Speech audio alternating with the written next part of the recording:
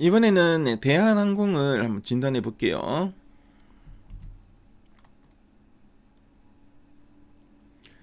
지금 대한항공의 최근 3개월 주가 추이를 보고 계시고요. 10월 중순 이후 11월, 12월, 1월 현재까지의 추이입니다. 자, 지금 보시면은 10월부터 지난 연말까지는 이런 좀 박스권의 흐름이 좀 나타나셨죠. 자, 근데 올 연초 이후에 거래량이 대량으로 수반되면서 주가가 탄력성 있게 저 레벨업 시도를 좀 하고 있고요.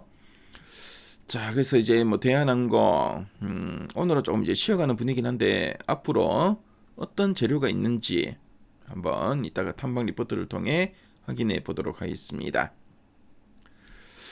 자, 최근 3개월 동안 증권사에서 제시하고 있는 향후 1년 목표 주가 평균값은 얼마인가 보니까 29,250원입니다. 현재가 대비 상승률은 22.12% 정도 보시면 되겠네요. 자, 그럼 탐방 리포트 한번 보도록 하겠습니다.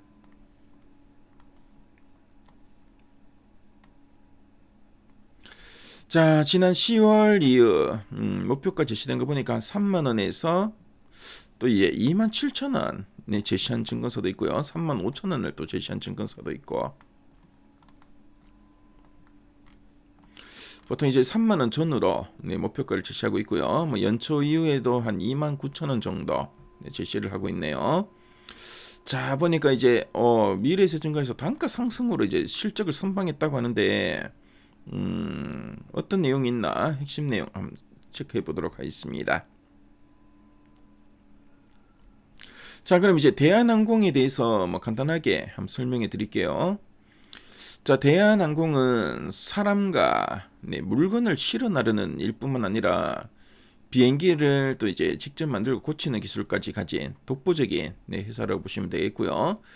주요 사업으로는 여객 운송과 화물 운송, 그리고 또 항공 우주 사업도 하고 있습니다. 그래서 대한항공은 여객 운송, 그러니까 우리가 해외 여행 갈 때 타는 이제 비행기 사업을 좀 하고 있고, 자, 그리고 반도체나 신선식품, 직구 물품 등을 비행기로 나르는 이런 화물 운송, 그러니까 하늘의 이 택배 사업도 하고 있죠. 그래서 예전에 이제 코로나 때 사람을 많이 못 태울 때는 화물 사업으로 또 엄청난 돈을 벌어서 화제가 됐었는데요. 자, 그리고 또 대한항공은 또 항공 우주 사업도 하고 있습니다. 자, 이게 참 특이한데요. 대한항공은 군용 무인기, 우리가 다른 말로 드론이라고 하죠. 드론을 개발하거나 우리 군의 그 전투기, 미군 헬기 등을 정비하고 부품을 만드는 사업도 크게 하고 있습니다. 자, 그리고 이제 또 아시아나항공과의 합병을 통해서 세계 10위권의 초대형 그 항공사로 도약하고 있다는 점도 참조하시면 되겠습니다. 자, 그럼 이제 두 줄 요약 부분 보도록 하겠습니다. 첫 번째 포인트입니다. 자, 여객과 화물 단가 상승으로 2025년 4분기 실적 시장 우려 대비 선방이라 되어 있습니다. 그래서 2025년 4분기에 기름값이 오르거나 환율 때문에 좀 이제 실적이 좀 어려울 줄 알았습니다. 그래서 이런 좀 시장에 우려가 있었는데요. 자, 근데 비행기 표값도 이제 비싸게 받고 화물 배송비도 이제 두둑하게 이제 받다 보니까 그래서 이제 단가가 상승한 거죠. 그래서 걱정했던 것보다는 훨씬 돈을 잘 벌었다. 이게 이제 선방했다는 거죠. 자, 그리고 이제 두 번째 포인트 한번 보겠습니다. 방산과 항공우주 사업 확대로 중장기 성장 스토리 유지라고 되어 있습니다. 그래서 쉽게 말하면 여행객을 이제 태우는 그런 사업은 이제 경기를 타죠.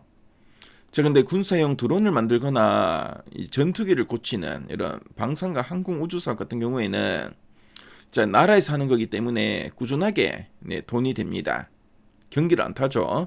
그래서 이 안정적인 사업을 점점 키우고 있기 때문에 앞으로 몇 년간 회사가 튼튼하게 성장할 것이라는 이런 그 스토리는 변함이 없다는 뜻으로 이해하시면 되겠죠. 자, 그럼 아랫단에서 좀 더 이제 구체적인 내용들 한번 보도록 하겠습니다. 자, 이제 4분기 실적 리뷰와 핵심 포인트 한번 볼게요. 그래서 4분기 별도 기준 매출액은 전년 대비 13% 증가한 4조 5,516억 원을 기록했다고 합니다. 자, 보니까 이제 중국 무비자 효과, 그래서 중국 단체 관광객들이 이제 무비자로 우리나라를 찾을 수 있게 되었죠. 그리고 또 이제 4분기에는 추석 연휴도 길었죠. 그래서 장기 연휴 영향으로 중국, 일본, 유럽 노선이 고성장했다라고 하고 있고요. 화물 같은 경우에는 수송 감소에도 AI와 관련된 고단가 화물 그리고 환율 효과로 매출이 전년 대비 2.9% 증가했다고 합니다. 자, 그래서 영업이익이 전년 대비 한 5.1% 앞에 마이너스가 붙어 있죠. 감소했지만, 자, 그래서 이제 고정비가 증가해도 시장 우려 대비 이제 선방했다라고 하고 있습니다. 그래서 뭐 지금 보니까 뭐 중국, 일본, 유럽 노선이 보니까 뭐 무비자나 장기 연휴 영향으로 이제 괜찮은 실적을 거뒀고, 자, 그리고 화물도 그리고 이런 뭐 반도체 같은 AI 관련 고단가 화물 환율 효과, 그렇죠? 환율 효과도 있었고요. 그래서 매출이 늘어났다. 그래서 선방했다는 거죠. 자, 그래서 여객과 화물 수요 전망을 한번 살펴보니까, 그래서 중국, 일본 단거리 노선 중심으로 여객 수요 호조는 지속될 거다라고 보고 있습니다. 그래서 이렇게 뭐 중국, 일본 같은 경우에는 우리 뭐 직장인들도 뭐 휴가를 뭐 하루 정도만 내면 그렇죠? 뭐 갔다 올 수가 있죠. 때문에 그만큼 이제 수요는 계속 꾸준하게 이어질 거다라고 보고 있고요. 자, 그리고 유럽 노선은 인바운드 수요로 아웃바운드의 부진을 일부 상쇄할 것으로 기대하고 있고, 자, 그리고 화물은 이커머스 둔화 그리고 글로벌 경기 지표 약세로 불확실성이 지속되고 있다. 그래서 지금 뭐 글로벌 전반적으로 좀 경기가 안 좋다 보니까 이런 화물 운송량은 어떻게 될지 좀 이제 불확실하다는 거죠. 많아질지 좀 더 줄어들지 모르겠다는 겁니다. 자, 그리고 AI, IT 관련 고부가 화물 비중이 확대. 저 요즘 뭐 HBM 같은 이런 AI 관련된 이런 반도체도 상당히 좀 그 물동량이 많이 늘어나고 있죠. 그래서 우리나라의 SK하이닉스나 삼성전자 같은 경우에는 그렇죠. 뭐 지금 뭐 물건이 없어서 못 팔 정도입니다. 그래서 이런 고부가 화물 비중의 확대가 단가의 방어 요인이다 하고 있습니다. 자, 그리고 항공 우주 사업 및 중장기 포인트에 대해서 나와 있죠. 그래서 항공 우주 부분은 지난 4분기에 매출 한 3,082억 원으로 점진적으로 이제 회복을 했다라 하고 있고요. 그래서 지금 보니까 L3 해리스 에너지 넥슨과 이제 협업을 통해서 항공 통제기 전자전기 시장에 진출을 또 시도하고 있다고 합니다.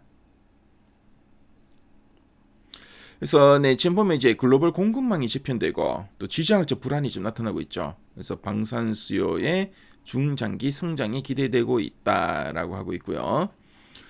자, 그래서 지금 뭐 앞서도 말씀했지만 이제 이런 방산 사업은 어떻게 보면 이제 경기를 이제 타지 않죠. 자, 그리고 이제 뭐 이렇게 나라에서 하는 거기 때문에 또 꾸준하게 또 돈이 됩니다. 사실 좀 안정적인 면이 있기 때문에. 그래서 대한항공은 뭐 여객이나 화물 같은 좀 경기에 민감하죠. 때문에 이제 이런 항공 우주 사업도 앞으로 좀 더 이제 키울 수 있다라고 보시면 되겠습니다. 자, 그럼 이제 상세 보기를 클릭해서 리포트 원문을 한번 보도록 할게요. 그래서 4분기 실적을 리뷰를 하고 있죠. 그래서 단가 상승으로 이제 선방했다는 내용 쭉 나오고 있고요. 자, 그리고 단거리 여객 수요가 호조를 보여주고 있다. 그래서 뭐 중국이나 일본 같은 단거리 쪽의 여객 수요 그래서 좀 꾸준하게 좀 증가되고, 자, 항공 우주 사업에 대한 기대감도 있다라는 이야기 앞에서 우리 봤던 내용들 쭉 나오고 있죠. 자, 그리고 리포트 원문을 보시면은 대한항공을 이해하는 데 필요한 이런 표나 그래프 자료도 잘 나와 있으니까요. 관심 있는 분들은 미래 가이드앱에서 한번 확인해 보시면 좋을 것 같습니다.